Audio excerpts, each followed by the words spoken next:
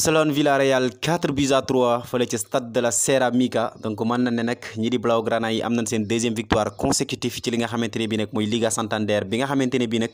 ci troisième journée bi lañ nekk nii donc mu nekkoon nag match bu neex match bu bëri woon intensité mais tamit la ñu doon xaar ci ambiance ak ay buts yëpp nag daan nañ ko ci am puisque nag 7 buts la match bi am au total mu nekk nag li nga xamante ne bi mooy match bi ëppagul ay buts ci li nga xamante ne bi nag mooy compétition bi depuis ba mu dooree ak léegi sa Barcelone la marqué nag 4 buts tey ji malgré absence su kii di Pedri bi nga xamante ne bi nag am na une importance capitale ci li nga xam ne mooy construction du jeu bi waaye tamit sans kooku nga xamante ne bi nag mooy Rafinha mi ñu suspendre à cause de rouge bi nga xamante ne bi am na ko ak aussi kii di Xavi Hernandez ma ne woon nag ca kaw tey ji donc toogutoon ci banc bi kii nga xamante ne bi nag mooy Gavi moo daal di ouvrir la marque à la 12e minute ki nga xamante ni mooy De Jong mu daal di doubler la mise à la 15e minute 2 minutes plus tard Juan Foyth daal di réduire l'écart à la 26e minute avant que kii di Sorloth di égaliser à la 40e minute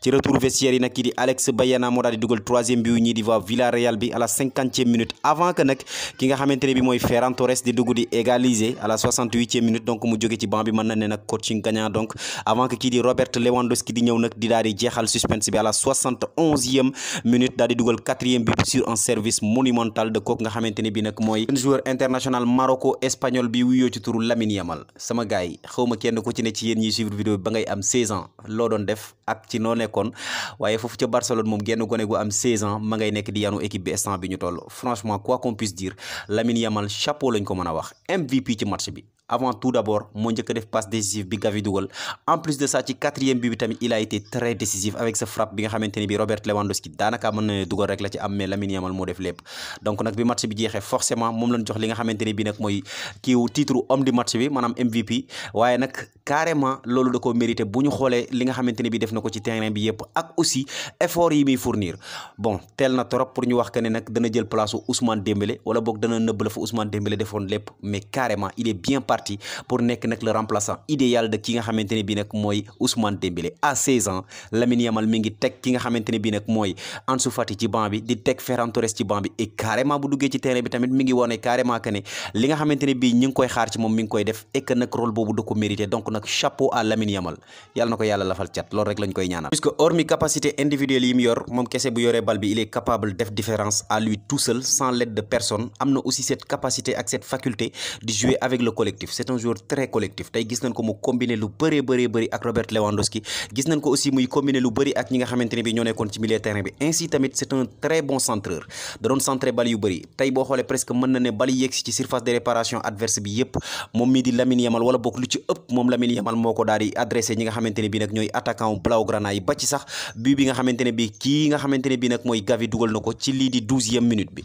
donc mën na ne nag moom moomu di Lamine Yamal il est bien parti pour être un très grand joueur foofu ci FC Barcelone comme niñ ko waxee sànq yàlla na ko yàlla lafal cat waaye nag à part sax li nga xam ne mooy ay performance individuelle yi kooku di Lamine Yamal collectivement tey bu ñu doon analyser match bi tey basé wu ci chiffres yi nga xamante ne bi ñu ngi koy gis ci statistiques yi dañuy jàpp ne Barça maîtriser na match bi à 100% ci 90 minutes yi alors que tel n'est pas le cas puisque comme ni ngeen koy gisee ci image yi balle possession tey ji Barcelone am na 61% de possession contre 39% réussir 538 passes sur 590 presque une pourcentage de réussite buy toll ci 90% loolu nag lekk loo xamante ne bi bettul kenn puisque ku xam Barça xam ko ak maîtrise du ballon xam ko ak précision technique surtout nag ak joueur technique yi ma am ci milieu terrain bi à savoir ku mel ni nag kooku nga xam ne mooy Frenkie de Jong ainsi que nag ki nga xam ne mooy Ilkay Gundogan donc mën na ne nag techniquement Barça était au-dessus waaye boo xoolee tamit ci li nga xamante ni mooy nombre d'occasions yi ak aussi opportunités yi ñu créé puisque boo xoolee Barcelone tey tir na 15 fois ci camp yi daal di cadré luy toll ci 11 fois ce qui veut dire que nag tey ils ont beaucoup tenté tey tenté nañ lu bëri waaye n'empêche nag loolu teewul ku seetaan match bi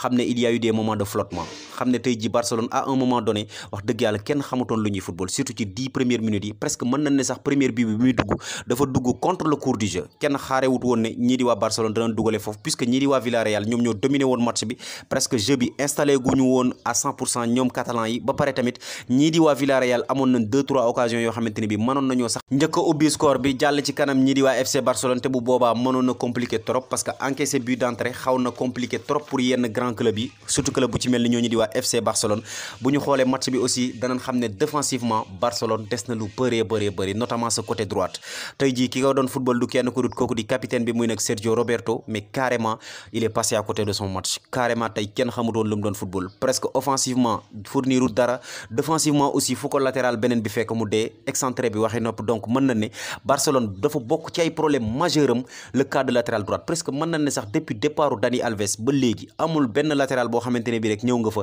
imposé wu fa carrément waxuñu nag dernier départ am bii mais bu njëkk ba depuis départ am bu njëkk ba léegi kenn imposé wu foofu ci latéral boobu te je pense que tey jii ki nga xam ne mooy Xavi Hernandez dafa war a exiger à ce que ñu dem jëndali ko ki nga xam ne mooy João Cancelo pour man João Cancelo c'est le latéral idéal pour ñi di waa FC Barcelone te mercato bi wërta rëcc Barcelone te João Cancelo ñëwul foofu même bu fekkee nag les discussions sont avancées beneen point boo xamante ne bii nag c'est tellement inquiétant pour ñi di waa FC Barcelone parce que tey dugal nañ 4 buts mais tey offensivement avant que joueur offensif yi di trouver li nga xamante ne bi mooy marque bi ci score bi xawoon na compliqué trop boo xoolee première bi Gavi moo ko dugal deuxième bi tamit ki nga xamante ni mooy Frenkie de Jong moo ko dugal alors ana attaquant yi FC Barcelone yi presque ñi ngi football ñi ngi à la 3e journée Lewandowski benn bi la dugalagul presque Lamine Yamal il a été très bon mais dugalagul Ansu Fati aussi dugalagul donc mën na ne y a problème et que problème boobu nag mérité na Xavi Hernandez indi ci ay solution de telle sorte que mettre attaquant FC Barcelone yi ci dispositif yu baax ci disposition yu baax pour que nag ñu mën di am ay occasion mais aussi mën di ko concrétiser parce que pour man loolu nag li ci ëpp lu mu ci jouer muy utilisation joueur bi parce que man je ne comprends pas nga am équipe bu mel ni Barcelone ak talent yi mu am ci banc bi yëpp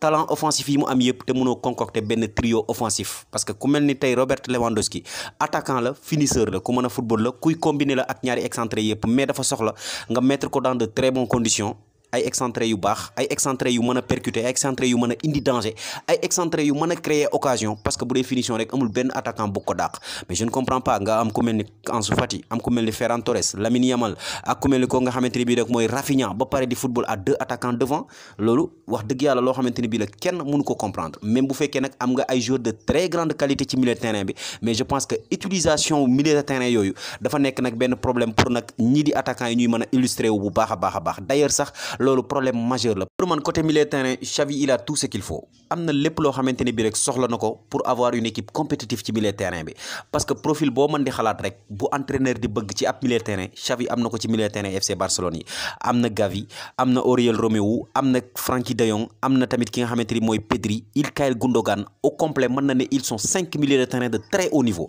yoo xamante ne bi kenn ku ci ne rek am nga loo xamante ne bi ëppale nga ko sa morom am nga aussi loo xamante ne bi sa morom amu ko maintenant il va falloir mu daal di xam naka la leen di utiliser fexe concocter li nga xamante ni mooy benn trio ci milieu de terrain bi benn trio bu baax te pour man jàpp naa ne war na mën a am benn trio